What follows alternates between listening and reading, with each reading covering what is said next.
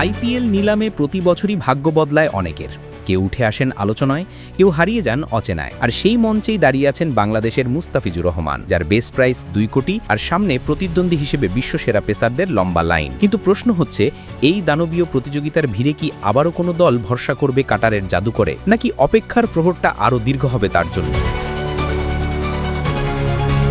ভারতের mega cricket carnival Indian premier league বা IPL, যেখানে বিশ্বের তারকা ক্রিকেটাররা খেলতে মুখিয়ে থাকেন। কিন্তু সবার ভাগ্যে সেই সুযোগ আসে না। কেউ নিলামে উঠতেই পারেন না, কেউ ওঠেন কিন্তু দল পান না। আর যারা নিয়মিত খেলেন তাদের প্রতিবারই নতুন করে প্রমাণ দিতে হয় নিজেদের। ঠিক সেখানেই দাঁড়িয়ে আছেন বাংলাদেশের কাটার মাস্টার মুস্তাফিজুর রহমান। এবছরও তার নাম উঠবে নিলামে।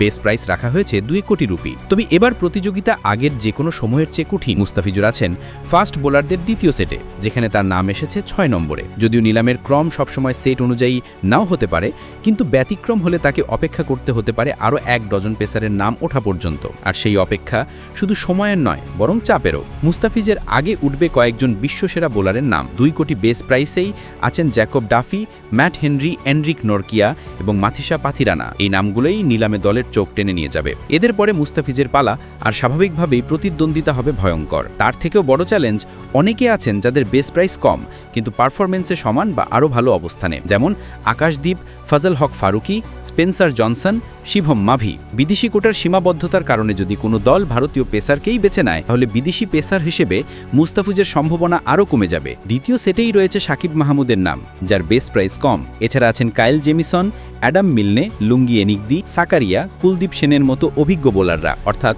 মুস্তাফিজ তার আগে অন্তত 10-12 জন প্রতিদ্বন্দ্বীকে পেছনে ফেলে নজর কাটতে হবে। তার সেটেই আরও থাকবে আলজারি জোসেফ ও নাভিন উল হক, দুজনই টি-20তে চেনা আগ্রাসী মুখ। এরপর তৃতীয় সেটে উঠে আসবে তাসকিন আহমেদের নাম। তার সঙ্গে থাকবে রিচার্ড গ্লিসন, রিলি মেরেডিথ, জাই রিচার্ডসন, নবদীপ সাইনি, যাদের সঙ্গে তুলনা করলে প্রতিটি দলই হিসাব কষবে বৈচিত্র্য, গতি আর ফিটনেস। স্পিনারদের দিকে তাকালে দেখা যায় রিশাদ হোসেনের দল পাওয়ার সম্ভাবনা অনেক বেশি, কারণ স্পিনারদের মধ্যে প্রথম সেটেই আছেন রবি বিষ্ণই, রাহুল চাহার, আকিল হোসেন, মুজিব, ঠিকসানা, বিশ্বমানের স্পিনাররা। বাংলাদেশি পেসারদের চতুর্থ সেটে থাকবে নাহিদ রানা ও তানজিম হাসান সাকিব। পঞ্চম সেটে উঠবে শরীফুল ইসলামের নাম। আর মাত্র 30 লাখ বেস প্রাইসে স্পিনারদের চতুর্থ সেটে নাম উঠবে রাকিবুল হাসানের। এই পুরো চিত্রটাই দেখায় যে 2025 সালের আইপিএল নিলাম হবে সবচেয়ে কঠিন, সবচেয়ে প্রতিযোগিতামূলক। কিন্তু এই প্রতিযোগিতা যতই কঠিন হোক, ক্রিকেটের ইতিহাস বলে প্রতিবারই নতুন করে সুযোগ আসে তাদের জন্য যারা নিজেদের মান প্রমাণ করতে পারে। আর মুস্তাফিজুর রহমান, তিনি তো মাঠে নামলেই কিছু না কিছু ম্যাজিক দেখাতে জানেন। এখন বাকিটা সময়ই বলে দেবে দলগুলো কি আবারও বিশ্বাস করবে বাংলাদেশের এই কাটার কিংবদন্তির ওপর।